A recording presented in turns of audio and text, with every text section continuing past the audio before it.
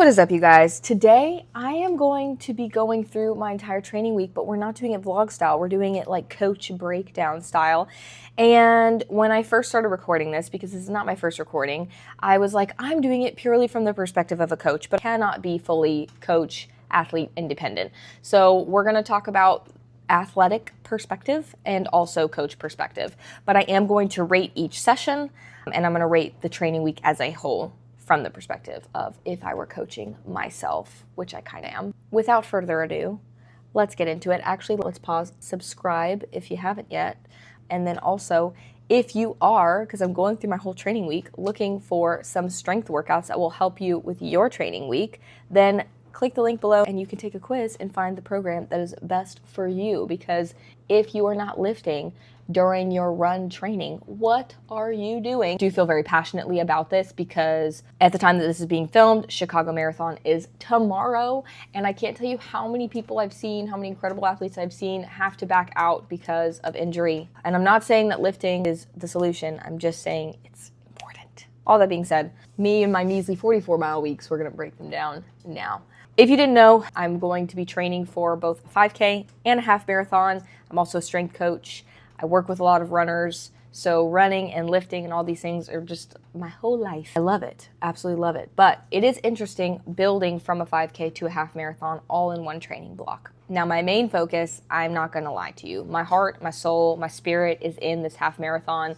I have a goal of getting sub 130 and I really would like to get it. That being said, I do also see myself being successful at getting the sub 19 5K that I want. If I don't land there, I definitely will land really close, but I'm not gonna lie, my heart's not quite as much in it, but we're still training for both. I am currently 9 weeks out from my half marathon, 4 weeks out from my 5K. Today was my first long run workout. It's Saturday when I'm recording this, but we got to get started at the beginning of the week. Gonna give a little background. I had a down week last week. I was actually supposed to take my down week this week, but I did it a week early because your girl was not well. I made a really good coaching decision. You're super sore, super achy, struggling through this entire week. Just take the down week a week early. I'm really glad that I did. This week, I went into the week not necessarily feeling amazing like $1,000,000, but in a better spot to approach the week strong. Because I had taken that Sunday off, Monday I started the week with a 5-mile easy run. I honestly, physically can't really tell you how it went because it was 4:30 in the morning and I was just dead to the world. I was just logging miles on the treadmill. I liked that I did 5 miles easy though on Monday because I think it was just a good shakeout for approaching my track session on Tuesday, which was 6 miles of quality, 8 miles total, and then a lift followed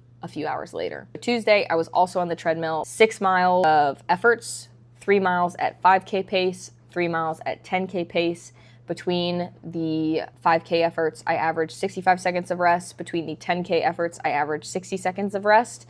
And then between the 5 and 10K pacing, I took a 2-minute break. Heart rate data looked good. I could handle the paces that I needed to with the rest periods that I needed to take. Speed is not my issue. Endurance is my issue. So I haven't been trying to go faster. I've been trying to just really hold that little bit sub 19 5K pace with minimal rest. And I did it. The lift on Tuesday was good. I have coached myself into being like, don't worry too much about the numbers. Overall, from just strength training Abigail to now, my numbers are going down in my lifts. But the fact that I'm increasing my mileage, I'm not upset with the strength that I've been doing. And I've been flexible in session where I'll drop a working set if I need to. I'll adjust an exercise if I need to, putting in the perceived effort that I need to, and then being done from there. I had front squat, I had approach jumps, single leg RDL, incline press. I also had some inverted rows, and they all went well. My numbers were pretty similar to the week prior.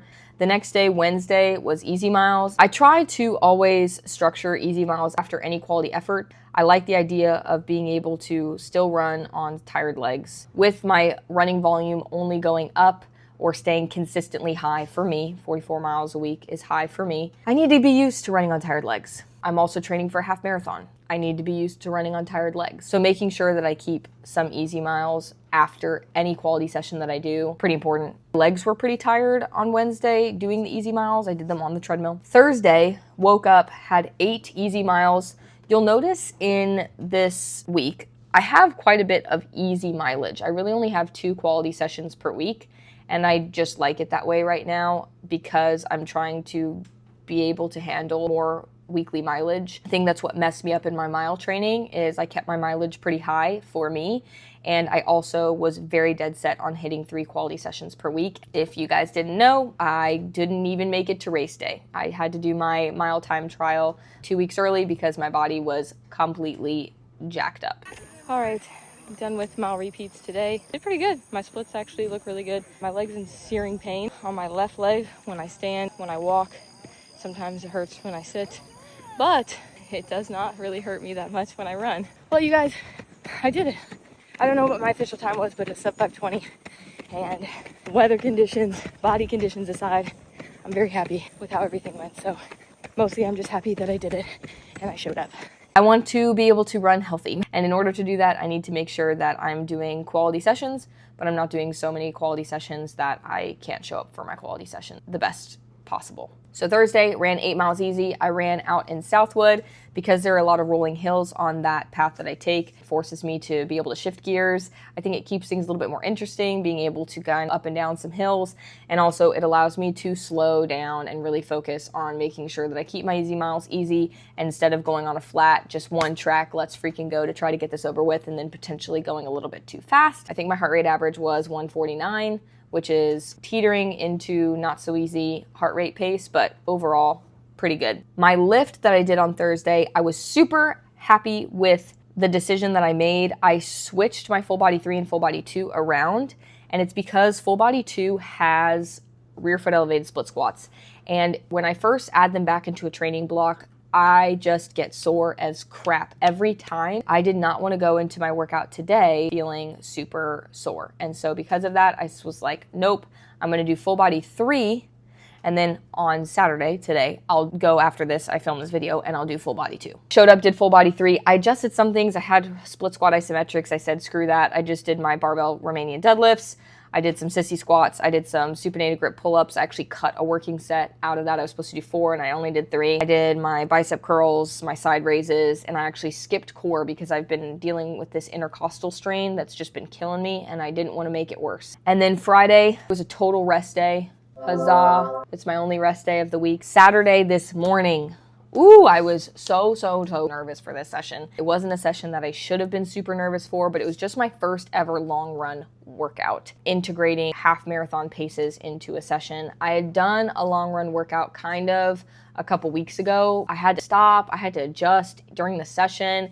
It was an utter fail. It just took the life out of me. It was honestly so discouraging. So being able to show up and do the workout the way that I did, and I'll tell you guys in a second, I was very proud. The session was, and I did adjust it a little bit on the fly, a 3-mile warm-up. It was supposed to be a 2-mile warm-up. For these longer sessions, I think I need 3 miles. I was supposed to do 5 rounds of 1 mile at half marathon pace, 1 mile float. The first one I did, I hit it in 6:40, I believe, and my float was like 7:30. It was so good that I went into the second a little bit cocky. Of course, you feel good after the first interval. It's just the first one.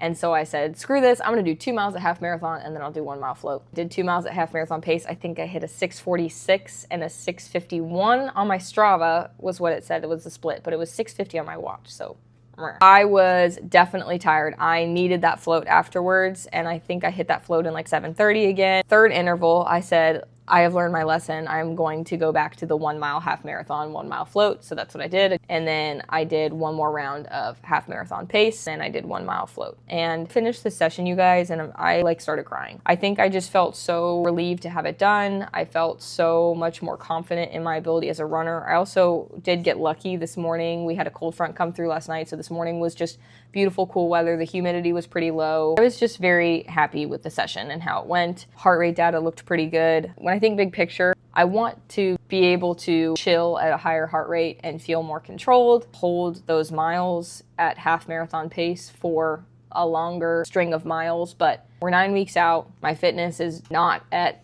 the goal pace yet, and it shouldn't be. Athlete Abigail immediately goes to, I could do better, I should be able to be more fit. Coach Abigail was really happy with how that session went. After I'm done filming this, I will go back and do the full body 2 that I had not done earlier this week. I'll do some Copenhagen's, rear foot elevated split squat, half kneeling lat pull, some core, and Nordic hamstring curls. I am going to modify the core. I'm also going to go into this session like I would really any session that I'm going to in this training block, which is purely based on RPE, nothing else. I don't care about weight. I want to push myself and I want to train hard, but I'm not going to sit there and really hurt myself or completely, utterly exhaust myself in my lifts because, again, I want to make sure that I'm showing up for my runs as best as possible. That is going to be after I film this. And then Sunday, 6 miles easy.